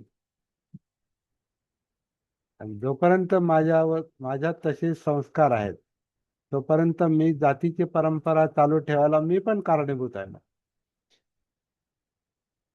आता पुढच्या पिढ्या पोरं म्हणतात बा, ते तुमचं तुम्ही बघा. अनुभव सांगतो मी. तुमचं तुम्ही बघा, ते तुमचं ते गाव आणि तुमचं ते जमिनी ते तुमचं तुम्ही बघा, आम्हाला त्याच्यात ओढू नका. अरे पण तुझा दाखला काय? आणि त्याचा कास्ट व्हेरिफिकेशन मध्ये तुला मला घ्यावंच लागेल ना मध्ये. असं पोरगा बापाला म्हणणार ना, कोणताही पोरगा पोरगा बाप म्हणणारच ना, मला मध्ये घ्यावंच लागेल, माझ्या बापालाही मध्ये घ्यावं लागेल, माझ्या भावालाही घ्यावं लागेल. कास्ट व्हेरिफिकेशन मध्ये काय चालतंय? हा सगळा गोंधळ, हा सगळा जातीचा गाळ, आता आपण साफसफाई करतो, हे गाळ कसा काढायचा हा? त्याच्याशिवाय समाजशुद्धी होणार नाही. समाजशुद्धीसाठी चित्तशुद्धी झाली पाहिजे. ती कशी करायची? तर ते एक मार्ग जो बाबासाहेबांनी सांगितला की सगळ्यांनी मिळूनच ते केलं पाहिजे काम, एकत्रित. त्याला दीक्षा समारंभ म्हणतात. पण दीक्षा एकत्रित हा. बाबासाहेबांनी 36च्या भाषणात तो पण धोक्याचा इशारा दिलाय. ज्याला त्याला वाटेल का मी माझ्या वाटेने जाईल, तर मग मी तुमच्या बरोबर नाही म्हणतात. जे काय करू ते सगळे मिळून करू म्हणतात. म्हणून भारतीय परिस्थिती जी एवढी सामाजिक दृष्ट्या स्ट्रॉंग का असते, त्याचं मूळ हे जातीत आहे, वर्गात आहे. बाकीचे वर्ग असतात, म्हणजे कामगार वर्ग असतो, कंपन्यांची युनियन असतात, कर्मचाऱ्यांच्या अधिकाऱ्यांच्या संघटना असतात, व्यावसायिकांच्या संघटना असतात, अगदी रिक्षा संघटना असते. परंतु तो जोपर्यंत रिक्षा चालवतो तोपर्यंतच. एखादा व्यवसाय त्याचा व्यवसाय असेल तोपर्यंतच त्या व्यवसाय संघटनेचा मेंबर आहे. जात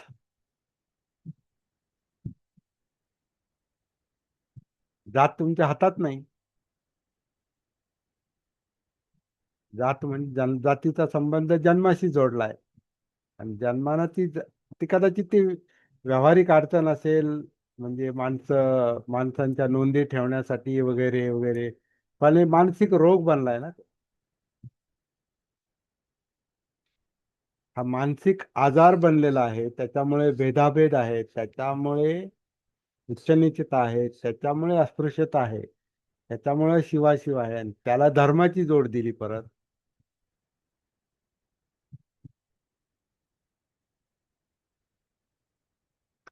ही कोंडी कशी फुटायची, हा खरा प्रश्न आहे. म्हणून भानावर येणं गरजेचं आहे, आणि त्याची सुरुवात आपल्यापासूनच होणं शक्य आहे. कारण आंबेडकरी बौद्धांना बाबासाहेबांनी ज्या पद्धतीनं काम केलं ते लवकर लक्षात येऊ शकतं स्वतःच्या अनुभवाच्या आधारावर. अस्पृश्यतेचा अनुभव असो नाही तर नसो, जो पुढच्या पिढ्यांना येणारच नाही, कधीच नाही येणार. परंतु इतिहास तर त्यांच्या वाडवडिलांचा आहे, ते त्यांना कसं नाकारता येईल. म्हणून आपल्या पुढच्या पिढ्यांना हे सगळं कळालं पाहिजे.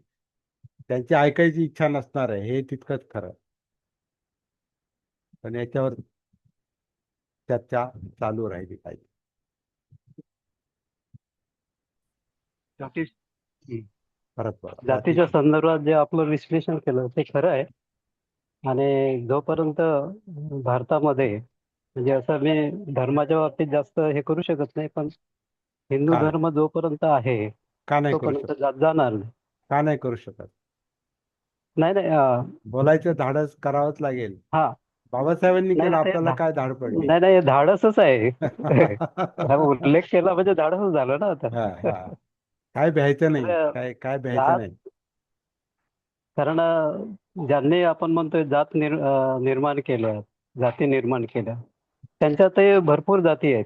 हो, हा तर रोग आणि त्यांनाच आधी झालेला आहे. बाबासाहेबांचं हा म्हणणं तेच आहे. सुरुवात तिथूनच झाली. हो, आधी आणि ते एवढं म्हणजे पाझरत गेलंय की त्याच्यातून सुटका होणं खूप कठीण आहे. शक्य आहे, पण शक्य आहे. हा.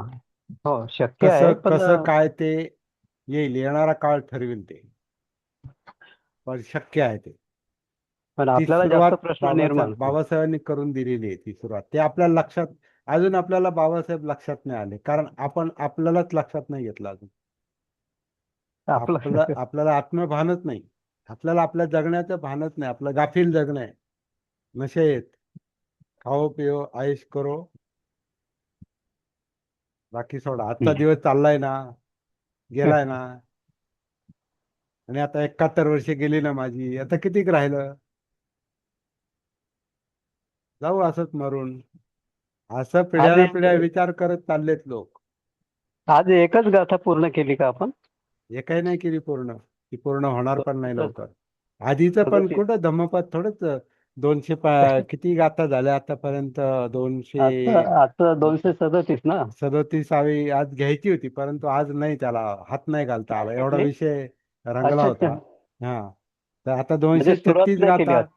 236 गाथांचा आधी अभ्यास केला म्हणजे 236 गाथा पूर्ण नाही झाल्या, अं, ठीक आहे, ठीक आहे. फक्त परिचय झाला आता संपणार पण नाही असे, म्हणजे आणि ते काय आहे, तो संपणार पण. विषय मोठा आहे तो. हा विषय मोठा आहे. अं, आणि आणि सगळ्यात महत्वाची गोष्ट, त्याचा आपल्याशी काय संबंध, आता सगळ्यात मोठा मानवी विषय जीवन. आहे. हा आपल्याला काय करायचं त्या धम्मपदाच्या गाथांचं, आपल्याशी थेट संबंध आहे तो. माझ्या जीवनाचा आरसा, जसं बाबासाहेबांनी माझ्या जीवनाचा आरसा दाखवला, तसं बुद्धांनी अस्तित्वाचा आरसा दाखवला. बाबासाहेबांनी सामाजिक जीवनाचा आरसा दाखवून व्यक्तिगत जीवनाकडे नेलं. बुद्धांनी पुढचं काम केलं, व्यक्तिगत जीवनातून त्यांनी अस्तित्व लक्षात आणून दिलं. जगणं, काया वेदना चित्त मनोधम्म संस्कार वळण प्रतीचे समुत्पाद धम्म. धम्म म्हणजे वास्तव लक्षात आणून दिलं. त्यामुळे बुद्धाचं काम करता करता आपल्याला आधी स्वतःकडेच वळावं लागतं. विचार आपण अभ्यास त्यांचा करतोय, बुद्धाचा, धम्मपदाचा अभ्यास करतोय म्हणजे बुद्धाचा अभ्यास करतोय. परंतु लक्षात येतं, अरे मला माझं कळाल्याशिवाय मला धम्म समजतच नाही. आणि मी कोण आहे हा आरसा बाबासाहेबांनी दाखवला, दुसरा कोणी दाखवलाच नाही. त्यामुळे त्रिकोण, आता मला ती गोष्ट जास्त दिवसेंदिवस पटत चाललेली आहे. त्रिकोण जो आहे, तो त्रिकोणच आपण आपल्या अभ्यासाचा मुद्दा बनवला पाहिजे, म्हणजे मी तरी बनवला. त्याच्यात काहीही संकुचितपणा नाही. त्रिकोणाचा पुढे वर्तुळ होईल तो भाग वेगळा. भविष्यामध्ये त्रिकोणाचं वर्तुळ होऊ शकतं, कारण वर्तुळाचं त्रिकोण निर्माण होतो, त्याच्यामध्ये कंटिन्युटी आहे ना. त्रिकोणाला फक्त कोण काढले, ते कोण काढले तर ते वर्तुळच आहे. बरोबर आहे ना, भूमितीच्या भाषेत बोललं तर. मॅथमॅटिक्स किंवा भूमिती, काय म्हणतो मग, काय म्हणतो त्याला, भूमिती हा. हा भूमिती आहे ती. हा म्हणजे गोलाला हा. कोण काढले तर तो त्रिकोण होईल, नाही तर षटकोन होईल, नाही तर चौकोन होईल, नाही तर काही 12 कोणाचं प्रतित्य समुत्पादाचं होईल, काय सांग. आपण काढू, आपल्यावर अवलंबून आहे त्याचं काय करतो आपण. लॉजिक आहे ते तर्क आहे. तर्कावर जास्त अवलंबून नाही राहत आहे. वास्तव जे आहे ते अनुभवाला धरून किंवा सम्यक दृष्टीला धरून, अनुभव पण नाही, सम्यक दृष्टीला धरून. बोला. आजच्या सेशनमध्ये तुम्ही सांगितलं की शेवटच्या क्षणाची जी काय चेतना आहे ती पुढे परावर्तित होते. म्हणजे जसं एनर्जी एका फॉर्म मधून दुसऱ्या फॉर्म मध्ये ट्रान्सफर होते, हो. तसंच चेतना म्हटलेलं आहे. तर आपले जे काही मागचे पूर्वज आहे, वेगवेगळे पशु पक्षी आहे, तर त्यांच्यातली चेतना आता कुठे दिसते आणि कुठे ट्रान्सफर होते? आधी आपलं बघा ना, आधी संदीप त्रिभुवनांचं संदीपना बघावं लागेल ना. हा, पण आता शेवटच्या क्षणाची जी काही चेतना आहे ती कुठे ट्रान्सफर होते? कुठं आलाय का शेवटचा क्षण?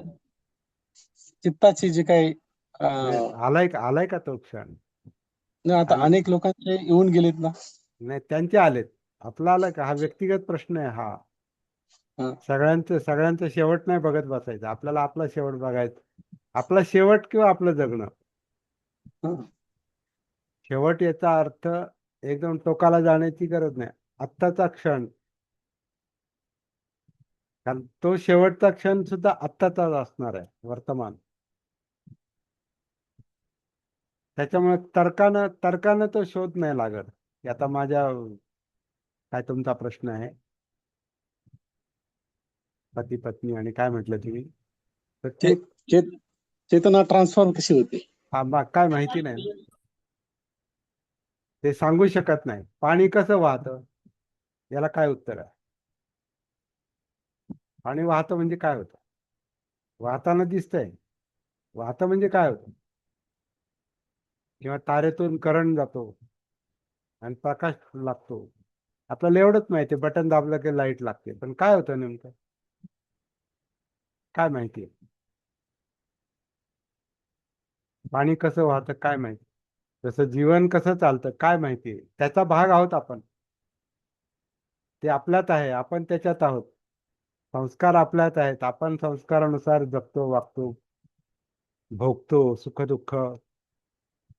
पण नेमकं काय चाललंय